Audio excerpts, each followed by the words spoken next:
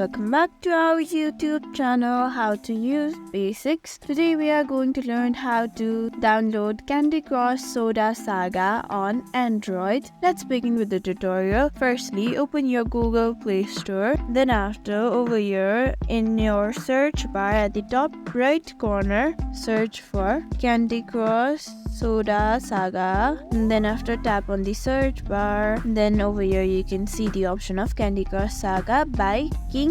Tap on it over here, then tap on install. Make sure your internet connection is stable so that your Candy Crush Saga Soda will be downloading faster. After downloading, you can play Candy Crush Soda. There you go, your Candy Crush Saga Soda has been downloaded. Now you can play. Thank you for watching this video. You can like, share and subscribe to our channel for more such content.